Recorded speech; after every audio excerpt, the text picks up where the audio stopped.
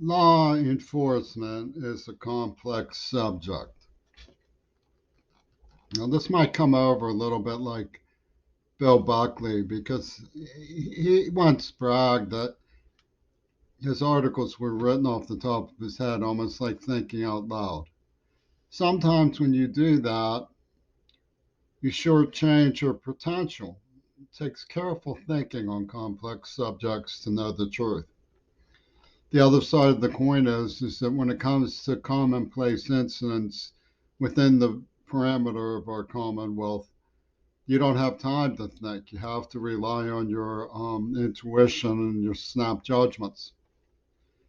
So the complex legal dimension that surrounds things like violence at protests invite game theorists to design football play packages for getting an incident organized to cause the outcome you desire. This is an organized crime act. I don't know how often it happens, but it seems to sometimes, judging from the way that litanies in editorial pages and chat groups are stoked up by these kinds of incidents. So, what I think is that when things get particularly frantic, it's a good idea to settle yourself and allow people who have time to give careful thought to what's going on a chance to do so.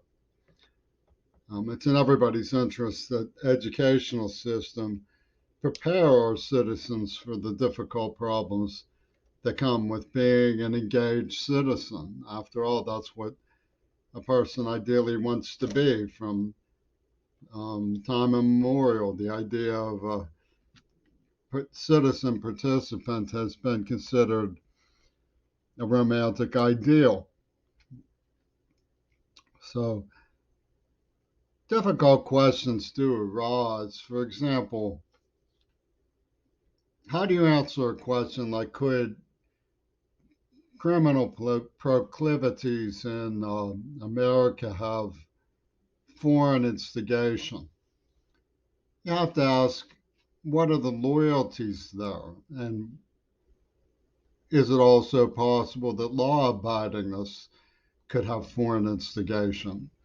We used to hear that Martin Luther King was incited by communists. That was obviously preposterous. On the other hand, there's reasonable evidence that the German Green Party has instigated um, violent hostilities within the Black Power movement. And of course, the Axis has something to gain by incorporating Black rage. I've seen it at UW Dialectical through this whole sad process of the last 3 years. And in the 60s, we saw the British come in with the rock guitars and loud sounds and instigate drug crazes, sex crazes. And the ones that didn't were into vivisection. So we know it can't happen. I mean, Israel was a cover cloak for John Schulman and the whole organized crime network that I have to live with. There's no such thing as diplomatic immunity when tempers flare. But you have to realize that not everybody is capable of making reasonable judgments on the spur of the moment. You have to think about things. So, where foreign attack would be possible, it seems to me. I saw a Blue Bloods episode that had a really nasty Russian organized criminal threatening to kill and attempting to kill members of the family of somebody who's testifying against them. It looked like mongering of a stereotype until very recently. But we know they interfered with our elections. I'm not focusing this issue on Russia at all. I just know that English is a world language. I've had people who came here from China. One boy said to me, "Why shouldn't we bring the battlefield to you?" I don't think it's impossible that rioters from foreign countries will get in and stoke things up. I know that drugs can make somebody very imbecile.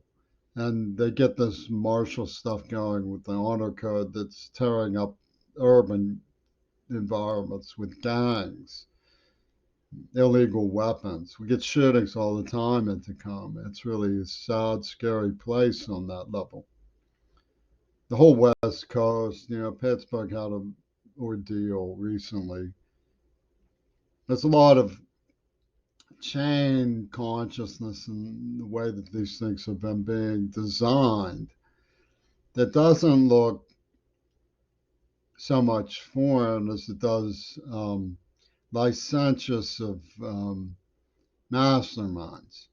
I'll give you an example. Martin Sheen came to Pittsburgh, parachuted behind the lines of Catholic worker, where a lot of evil was being sowed about me for no reason. Nobody could cite anything meaningful. In fact, a lot of the people doing it are now saying, "We were just fooling with you. We want to be friends. We are your friends." And trying to calm things down. Now, while I applaud that, what happened was that Martin Sheen hotwired from, while he was pretending to be president at the West Wing, into an international mania involving a super production that was going on. And it involved lying about what had been done to me was the largest and loudest thing that was going on. Sowing a pathologically deranged story about John Lennon was the second thing that was and is going on with this terrible, terrible weirdo from Hollywood, and some stuff about AIDS. And it was covering for the grand production of organized crime that the federal establishment mongered and went along with. So Chomsky says you can either win a war or you can negotiate a settlement. Nobody's figured out a third way. A third way is to pretend the war didn't happen, I guess, and that's where Chomsky may indeed come in. And the idea about Trump, is that the terrifying outcome of us all being brought to a final end with a nuclear war. I can't imagine anybody would want that. I mean, but when people are on glue, they make unhuman decisions, and so I think really the issue isn't is Hustler in league with Swaziland. The issue isn't really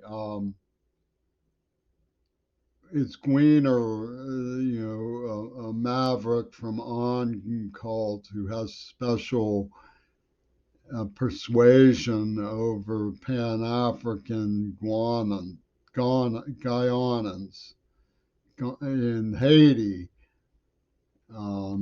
working things out for rent with the franchise of urban landlords who pick and choose who gets promoted by services rendered to the imperial decree of the invisible empire that's now monstrously inclusive.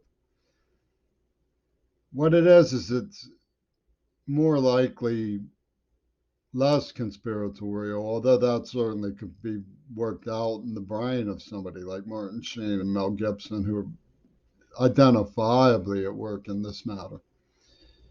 A lot of the times what it is shadowy glimpses of the problem turning into hardcore ideas about what really happened. And so it's a switchboard intelligence.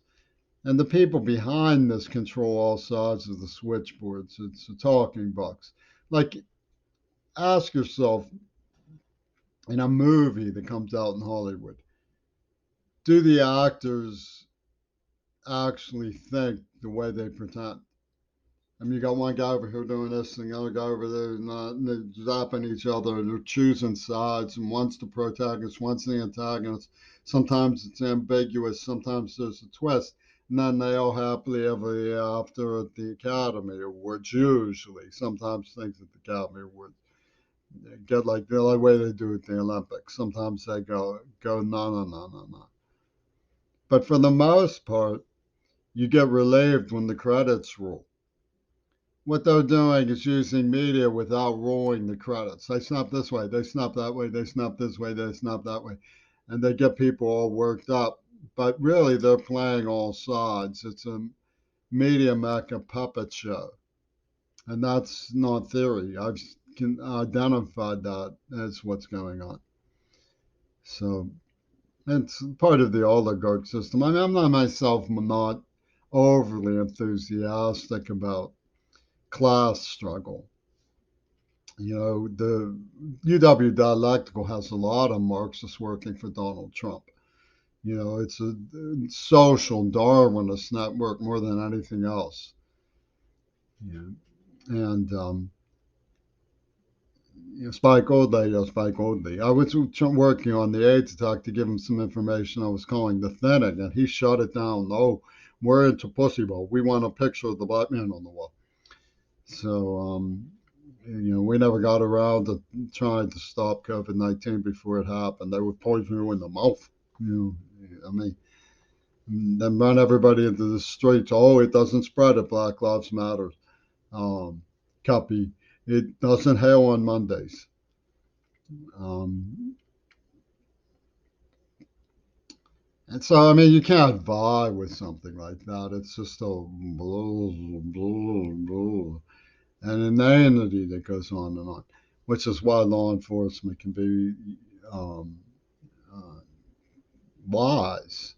You know, you have to make sure that um, people who are extremely dangerous are brought to light so that society can either intervene in a timely way or, at the very minimum, take precautions to stabilize the situation. So, intervention and stabilization are community oriented police work. And it's not inevitable that when things hit a flash point, they're going to explode.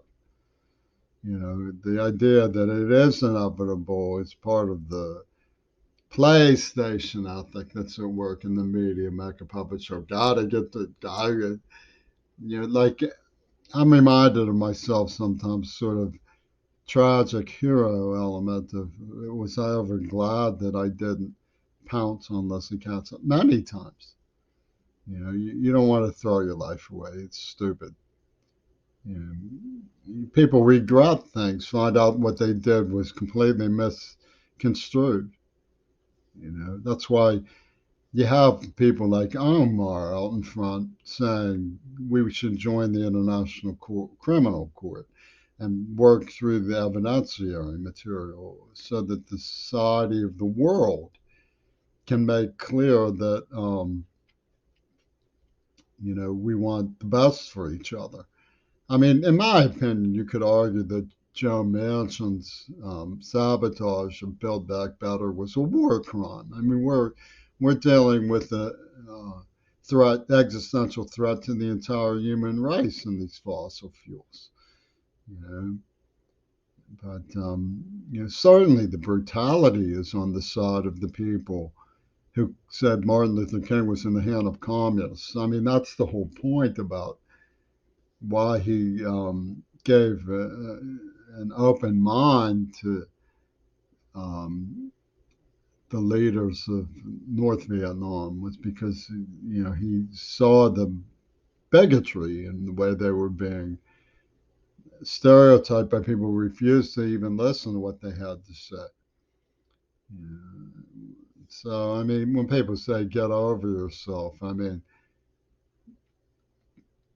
The presumption is that we know each other well enough to realize that it's not always foreign instigation that's going on. Sometimes it's bigotry and bad blood in the neighborhood that's at work in the problem. But ultimately, I think it's clear that there could be foreign instigation in some cases. I mean, I don't know how you would classify Martin Sheen. Don't they say Planet Hollywood?